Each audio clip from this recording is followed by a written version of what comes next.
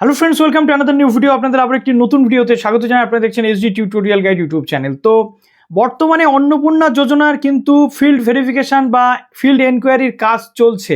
অনেক জায়গাতে কাজ কিন্তু চলছে না, সেটা আপনারা প্রত্যেকে জানেন। যারা নতুন আছেন অবশ্যই চ্যানেলটিকে সাবস্ক্রাইব করে পাশে থাকা বেল আইকনটি ক্লিক করে দেবেন, যাতে সমস্ত তথ্যগুলো টাইম টু টাইম পেয়ে যান এবং এরপরে অন্নপূর্ণা যোজনার টাকা কবে নাগাদ আপনি পেতে পারবেন এবং বর্তমানে আন্ডার এনকোয়ারি প্রসেসের যে স্ট্যাটাস রয়েছে এবং এডিট সম্পর্কে কি তথ্য রয়েছে আপনাদের বলবো, কি এডিট করা যাচ্ছে সেগুলো বলবো। তো যারা নতুন আছেন অবশ্যই চ্যানেলটিকে সাবস্ক্রাইব করে পাশে থাকা বেল আইকনটি ক্লিক করে দেবেন, যাতে সমস্ত তথ্যগুলো আপনার টাইম টু টাইম এখানে পেয়ে যান। প্লিজ ভিডিওটা প্রচুর লাইক করুন, বন্ধুদের মাঝে একদম শেয়ার করতে ভুলবেন না। তো গতকাল রেজিনগরের সভা থেকে মুখ্যমন্ত্রী কিন্তু বিরাট বড় ঘোষণা করেছেন যে লক্ষ্মীর ভাণ্ডারে অনেক মানুষ ছিল, পেতো তারা, কিন্তু তার মধ্যে অনেকেই ছিল যারা আনভেরিফাইড এবং একজনের অ্যাকাউন্ট দিয়ে আরেকজনের অ্যাকাউন্টে টাকা কিন্তু ট্রান্সফার হতো। এবার থেকে কিন্তু সেটা হবে না।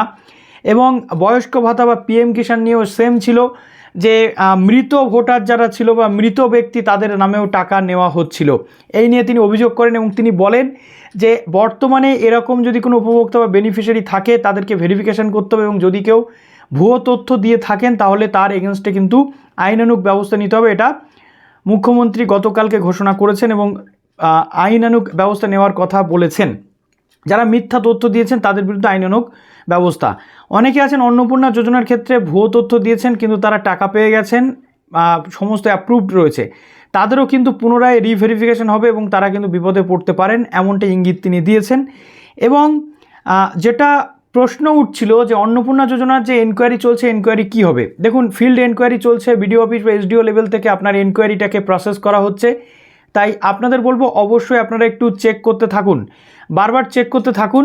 আপনাদের যে অন্নপূর্ণা যোজনার পোর্টাল রয়েছে socialregistry.government.in, এই ওয়েবসাইটটা চেক করতে থাকুন। আপনার এনকোয়ারি প্রসেস যেটা ছিল সেটা ঠিক কোন জায়গাতে গেছে, ওকে, আন্ডার এনকোয়ারি থেকে সেটা এনকোয়ারি প্রসেসড হয়েছে নাকি স্ট্যাটাস চেঞ্জ হয়েছে কিনা অবশ্যই কমেন্ট সেকশনে জানাবেন। তবে বেশিরভাগ ক্ষেত্রে এনকোয়ারি প্রসেস যেটা ছিল সেই অনুযায়ী কাজ করছে, অর্থাৎ বিডিও অফিস থেকে অ্যাকসেপ্টেড হয়ে যাচ্ছে, কিন্তু এসডিও অফিস বা ডিএম অফিসে ক্লিয়ারেন্স না আসায় এখনও আন্ডার এনকোয়ারি আপনাদেরকে দেখাচ্ছে। অনেক ক্ষেত্রে আবার যেটা তথ্য আমাদের কাছে চলে এসেছে যে আন্ডার এনকোয়ারি থেকে রিভার্টেড হয়ে যাচ্ছে, অর্থাৎ রিভার্টেড হওয়া মানে সেই অ্যাপ্লিকেশনটা পুনরায় ফেরত পাঠানো হচ্ছে, অর্থাৎ আপনার সেখানে ভুলচুক আছে। তাই অবশ্যই এই জিনিসগুলো একটু আপনাদেরকে দেখতে হবে, স্ট্যাটাস চেক করতে হবে এবং আপনার যে লোকাল অথরিটি রয়েছে বিডিও অফিস বা পৌরসভাতে গিয়ে আপনাকে একটু খোঁজখবর নিতে হবে। এবার চলে আসে এডিট উইন্ডো। অনেকের ট্যাক্স নিয়ে প্রবলেম ছিল, ভুল করে ট্যাক্সে ক্লিক করেছেন, অনেকে 400 শতক জমি দিয়ে দিয়েছেন, অনেকে 1000 শতক জমি দিয়ে দিয়েছেন।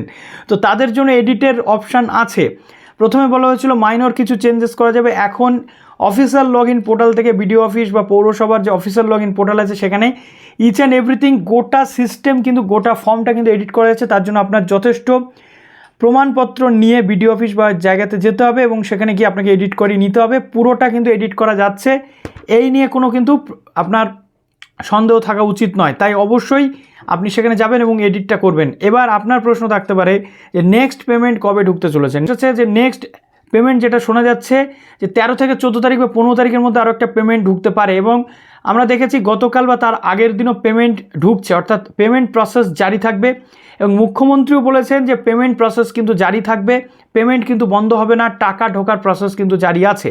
আপনি আপনার ডিবিটি লিঙ্ক বা আপনার যে বিষয়গুলো রয়েছে সেগুলো একটু চেক করতে থাকুন। ওকে, তো এই পর্যন্ত রইল ভিডিওটি। অবশ্যই আমি ভিডিও নিয়ে চলে আসবো। ভালো থাকুন সবাই, বেস্ট অফ লাক।